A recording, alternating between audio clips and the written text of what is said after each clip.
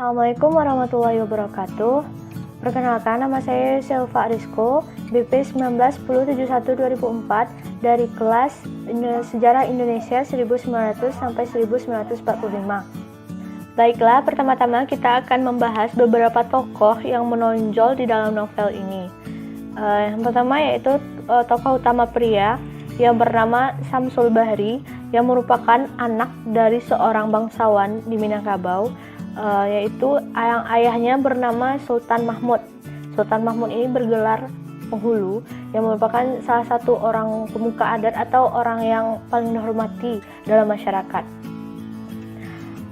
Syamsul Bahri ini disekolahkan ke jenjang yang tinggi oleh ayahnya. Padahal di Minangkabau, kalau laki-laki yang sudah keturunan bangsawan itu tidak memerlukan sekolah yang tinggi karena derajatnya yang memang sudah tinggi di tengah masyarakat. Tapi ayahnya Syamsul Bahri ini atau Sultan Mahmud sangat ingin menyekolahkan anaknya ke jenjang yang lebih tinggi. Syamsul Bahri bergelarkan marah, atau marah itu bukan lagi termasuk gelar bangsawan karena ayahnya yang menikahi seorang perempuan biasa, sehingga ia bukan lagi seorang bangsawan. Ya, itu merupakan hukum atau akibat dari ayahnya yang melanggar bahwa seorang bangsawan setidaknya harus menikahi perempuan bangsawan lain untuk mempertahankan gelar bangsawannya. Tetapi ayah Syamsul Bahri menikahi seorang perempuan biasa, sehingga Syamsul Bahri tidak lagi seorang bangsawan, tetapi hanya keturunan seorang bangsawan. Yang kedua yaitu Siti Nurbaya, yang sekaligus tokoh utama perempuan dan juga menjadi judul buku ini, yaitu Siti Nurbaya. Siti Nurbaya adalah seorang perempuan yang tumbuh tanpa seorang ibu karena ibunya yang meninggal waktu ia masih kanak-kanak, sehingga ia hanya dibesarkan oleh ayahnya seorang. Ayahnya Siti Nurbaya ini adalah seorang saudagar atau pedagang yang sangat terkenal di Kota Padang. Dia adalah seorang pembisnis yang sangat dihormati oleh orang-orang di sana. Karena ia yang sukses, ia bahkan tidak tahu banyak orang yang menaruh dendam kepada dirinya. Ia merasa bahwa semua orang itu baik kepada dirinya seperti dia sendiri. Selanjutnya yaitu Datuk Maringgi. Datuk Maringgi ini adalah seorang pengusaha atau pembisnis atau pedagang yang juga termasuk pedagang yang kaya di Padang. Namun kesuksesannya tidak sebanding dengan ayah Siti Nurbaya, dan itulah yang membuatnya iri dengki terhadap ayah Siti Nurbaya atau Baginda Sulaiman. Namun kesuksesan ayah Siti Nurbaya atau Baginda Sulaiman itu terhenti ketika terjadinya kebangkrutan terhadap bisnisnya, sehingga ia harus menemukan pinjaman modal untuk memperbaiki bisnis atau dagangannya tersebut. Kemudian Baginda Sulaiman berhutang kepada Datuk Maringgi, dan disitulah Datuk Maringgi merasa itu adalah kesempatannya untuk menghancurkan Baginda Sulaiman. Saat menghancurkan bisnis atau membangkrutkan usaha Baginda Sulaiman, Datuk Maringgi ini menagih semua utang yang ada di Baginda Sulaiman pada dirinya. Namun saat ia tahu Baginda Sulaiman memiliki seorang anak yang rupawan yang cantik, ia mengganti semua hutang tersebut dengan mengajukan syarat supaya anak dari Baginda Sulaiman atau Siti Nurbaya menikah dengannya, dan ia akan menganggap semua hutang yang ada pada Baginda Sulaiman itu lunas.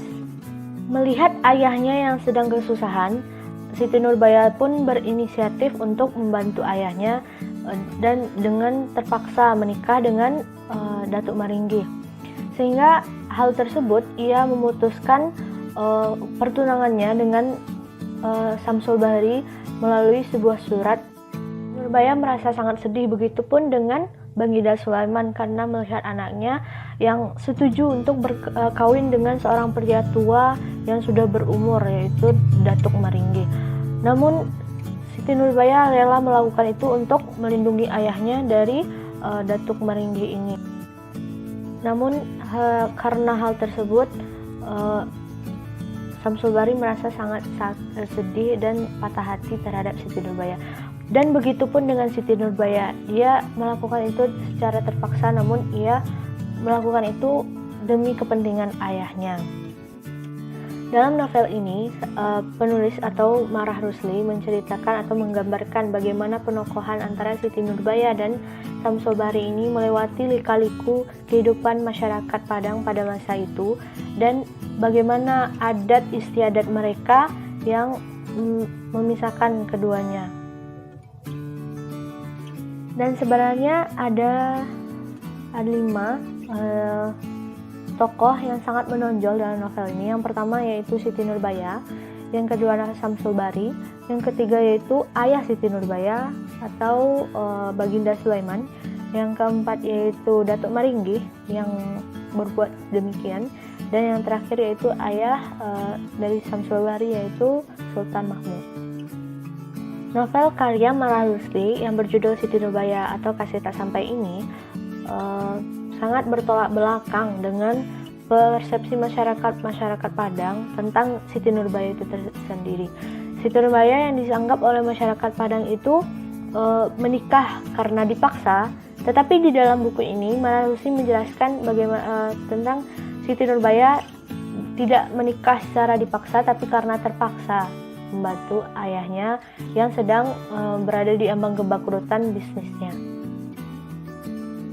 Penulis dari buku Siti Nurbaya Kasih Tak Sampai ini adalah seorang anak berketurunan bangsawan, yang kita tahu Marah itu adalah gelar anak bangsawan atau keturunan bangsawan karena ayahnya yang menikahi seorang perempuan biasa. Pada saat itu Marah Rusli dikirim oleh ayahnya ke Batavia untuk menempuh pendidikan menjadi dokter hewan. Tetapi pada saat itu Marah Rusli menemukan menjumpai seorang perempuan keturunan Sunda yang sangat ia cintai. Pada saat Marah Rusli kembali dan ingin meminta izin untuk meminang perempuan tersebut, ayahnya tidak menyetujui hal itu karena Marah Rusli sudah direncanakan oleh ayahnya untuk menikahi seorang perempuan bangsawan dari tanah Minang. Marah Rusli menolak hal tersebut karena ia merasa bahwa hal itu adalah kebudayaan kuno atau adat kuno dari orang Minang, sehingga ia memilih untuk kembali ke tanah Jawa atau ke Batavia dan meminang perempuan tersebut, perempuan yang ia cintai. Karena kalau misalnya ia setuju, tidak apa-apa tentang perjodohan tersebut, tapi Marah Rusli menolak karena ia merasa hal itu sudah kuno atau sudah lama, adat lama di Minangkabau. Dan pada saat ia kembali ke Batavia, dan di sanalah ia membuat dan menulis novel ini. Ini juga pernah dibandingkan dengan cerita novel Romeo dan Juliet, William dan sebagainya. Buku ini berada di posisi yang tinggi pada tahun 90-an dan beberapa tahun yang lalu.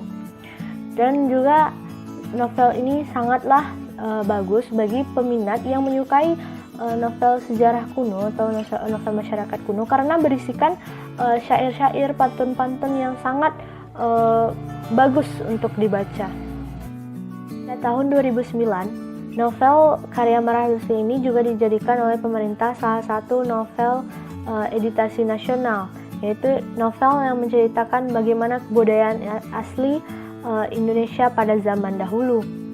Dan novel ini juga sempat diperbaharui dengan merubah cover dan sebagainya. Baiklah, sekian review novel karya dari Marah Rusli yang berjudul Siti Nurbaya Kasih Tak Sampai dari saya. Jika ada salah kata atau hal-hal yang kurang, saya mohon maaf, dan terima kasih sudah menonton video ini. Wassalamualaikum warahmatullahi wabarakatuh.